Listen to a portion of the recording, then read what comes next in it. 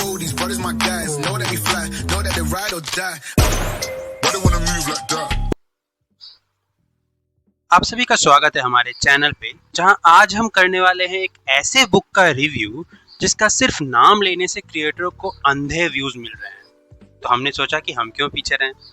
जी हाँ, हम बात कर रहे हैं द लूसीफर वॉज इनोसेंट, जिसे लिखा है कॉमेडी कंटेंट क्रिएटर से राइटर बने तीर्थराज परसाना ने।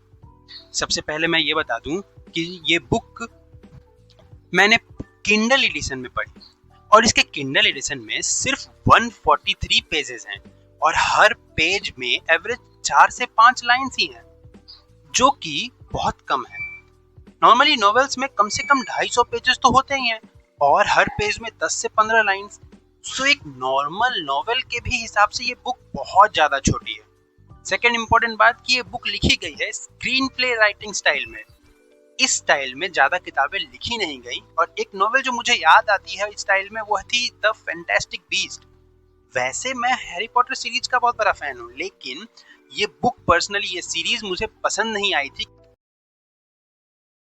स्क्रीन प्ले राइटिंग स्टाइल में आपको सभी चीज़ें लिख के बताई जाती हैं, जैसे लाइट डिम हुआ, कैरेक्टर लेफ्ट से एंटर किया, कैरेक्टर हंसते हुए ये बोला, कैरेक्टर गुस्से में है। इमोशंस को, सभी चीज़ों को लिख के बताया जाता है। जबकि जो लोग नॉवेल पढ़ते हैं उन्हें मालूम होगा कि ये सारी इंफॉर्मेशन स्टोरी के थ्रू आपको विजुअलाइज कराई जाती हैं बाकी किताबों में, ना कि सिंपली लिख के बता दी जाती हैं।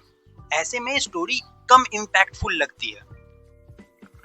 खैर, राइटिंग स्टाइल में एक्सपेरिमेंटेशन कोई नई बात नहीं है। इस मोमेंट पे मैं आपको सजेस्ट करना चाहूँगा अमीश त्रिपाठी की बुक सीरीज द रामचंद्र। इसकी राइटिंग में भी एक यूनिक स्टाइल यूज किया गया है और जिसका रिव्यू हम बहुत जल्द इसी चैनल पे लाएंगे। चलिए अब वापस आते हैं लूसीफर वॉज इनोसेंट। ये किताब हमारे मोरल्स और इवल्स के कॉन्सेप्ट पे सवाल उठाती है। तीर्थ परसाना की लूसीफर वॉज इनोसेंट ये किताब एक नए नजरिए से लूसीफर की कहानी बताती है। जो लोग लूसीफर के बारे में जानते हैं, जिन्हें पता है, उन्हें वो जानते होंगे कि लूसीफर का नाम सुनते ही जो हमारे जहन में एक ईवल तस्वीर आती है। लेकिन तीर्थ परसाना का परसेप्शन इससे उलट है और वो पूछते हैं क्या जो कहानी हमें सुनाई गई थी वो पूरी सही थी। इस नोवेल में लूसीफर को विलन नहीं बल्कि एक मिसअंडरस्टूड कैरेक्टर के तौर पे दिखाया गया है, जो गलत इल्जामात का शिकार हुआ। अब फर्स्ट और जो बिगेस्ट प्रॉब्लम मेरे सामने आई इस बुक को लेके वो ये है कि आप इससे रिलेट ही नहीं कर पाते हो, क्योंकि एक तो ये स्टोरी डील करती है क्रिश्चियनिटी से, जिसके कारण मैं और कोई भी हिंदू रीडर या किसी और रिलीजन का रीडर इससे रिलेट ही नहीं कर पाएगा। दूसरी बात की कहानी किसी भी पॉइंट को डायरेक्टली नहीं रखती, बल्कि हर पॉइंट के लिए एक रेफरेंस करती है कि फलाने बुक में ये लिखी गई थी, ढिमकाने किताब में ये बताई गई है। और ये सारी किताबें जिसका रेफरेंस इस बुक में दिया गया है वो सारी बैंड बुक हैं। वो बुक लीगली अवेलेबल नहीं है, वो बैंड है। कहानी भरी तो फिलोसफिकल म्यूजिंग, मोरल डायलेमा और एक नए नजरिए से गुड और इवल के कॉन्फ्लिक्ट पर है, लेकिन इससे रिलेट हम कर ही नहीं पाते, इसलिए ये सब कुछ हमें इम्पैक्टफुल लगती ही नहीं है। मैं जल्दी से बुक का स्टोरी का एक प्रीव्यू देता हूँ। बुक की स्टोरी में जो मेन कैरेक्टर हैं, जो मेन प्रोटैगनिस्ट हैं, उनका नाम है तीर्थ, विच मीन्स इसमें तीर्थ ने खुद को सेंटर पे रख के स्टोरी लिखी है। इस स्टोरी में ये दिखाया जाता है कि कैसे तीर्थ को एक फादर मिलते हैं। वो फादर जो चर्च में होते हैं, पादरी जिन्हें कहते हैं, वो मिलते हैं और वो उन्हें बताते हैं कि कैसे लूसीफर को हम लोगों ने मिसअंडरस्टूड किया है।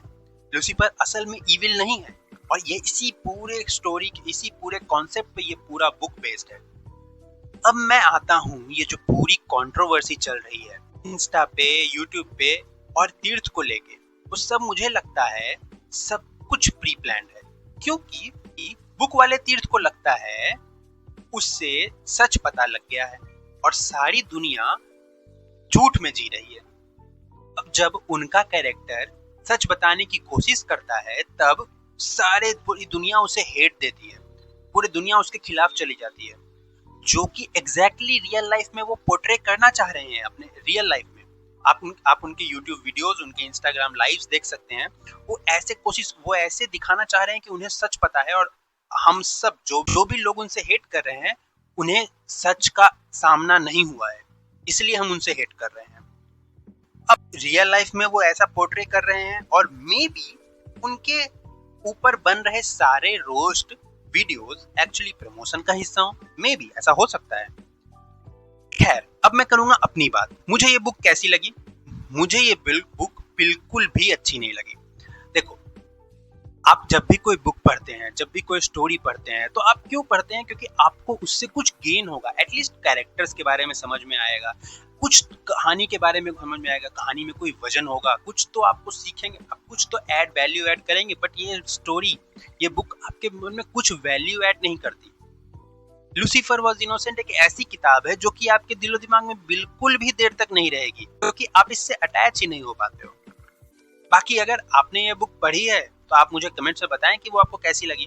और ऐसे ही कंटेंट के लिए इस वीडियो को लाइक करें, चैनल को सब्सक्राइब करें, और अगर आपको किसी स्पेसिफिक बुक का रिव्यू चाहिए तो वो भी आप मुझे कमेंट में जरूर बताएं। मैं उस बुक को पढ़ के, अगर मैंने पढ़ी होगी तो मैं रिव्यू जल्द दे दूंगा, लेकिन अगर मैं वो बुक नहीं पढ़ूंगा तो मैं जल्द से जल्द उस बुक को पढ़ के आपके सामने रिव्यू लाने की कोशिश करूंगा। मिलते हैं अगली वीडियो में।